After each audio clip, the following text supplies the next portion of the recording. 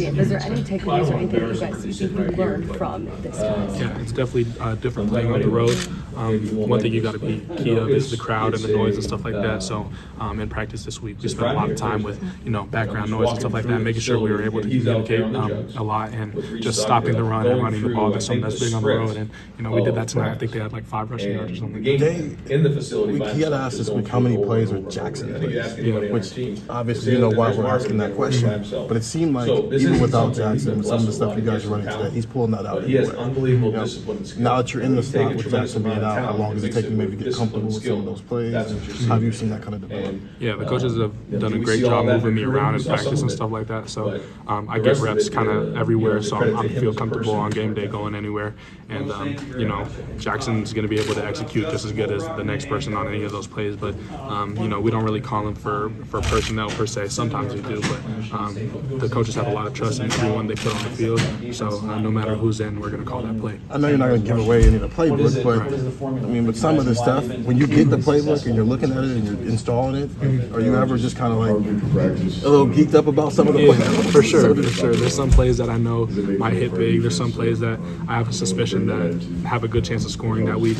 But on game day, you never know. Sometimes it never really pans out that way. Like I'm not expecting to score on that broken coverage for 70 yards, but just being able to execute whenever you don't know where the ball's going is something that's really big. Emeka, when you guys are doing some of the more creative stuff today, whether it's getting you the ball on a handoff or some of the stuff next, or the play fakes and stuff, like, is there any give and take during the week with you guys as players and coaches about how that stuff feels, whether or not you think you can execute? Like, how much do they involve you in those discussions when they're drawing that stuff up? Yeah, in the early stages of practice, we get reps taking handoffs and stuff like that from CJ just to make sure we're comfortable getting handoffs in the backfield and stuff like that. And we run those plays a lot.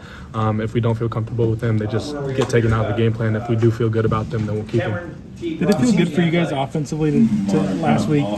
You guys ran the ball really well, but didn't put up all the passing yards and touchdowns you would have normally through the air. Did that feel good today? Yeah, I mean, it always feels good, especially when your Heisman quarterback is launching the ball like he does. But at the end of the day, if we put up more points than the other team, we're happy no matter how we get those points. He's done this a couple of times. His career's 6 touchdowns. Yeah.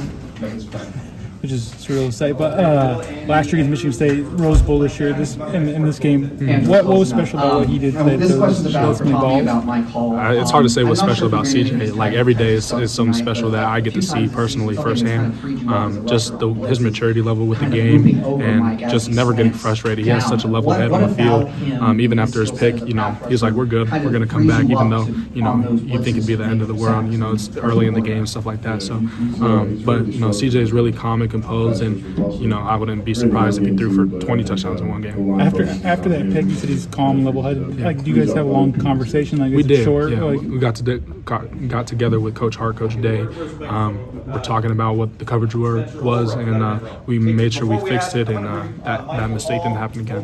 What did you see on that play, and what did he tell you he saw that was the miscommunication?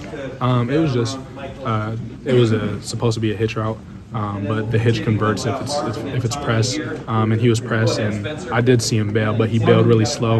And if you watch the replay, I did have a step on him, but that's not something CJ's anticipating. So we just got to be on the same page and working through those kinks out in practice. After a play like that, everybody in the press box is looking through the binoculars just to make sure you guys aren't yelling at each other on the sideline. Right? Like you guys are just handle your business in that situation. Absolutely. You have to handle it professionally. You can't lose your head. You can't get mad at your teammates. Once you start getting mad at your teammates, a whole bunch of other things are going to fall apart. That happens sometimes. Exactly. I mean, you've seen that. Yeah, absolutely. Where guys get hot in the moment. Why are you guys calm about it? Why are you guys business about it? Marvin, you've been scoring. I feel like it just goes back to CJ's maturity level.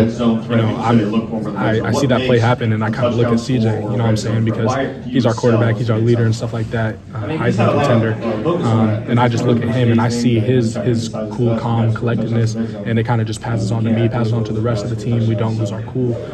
We get to the drawing board and figure out what went wrong.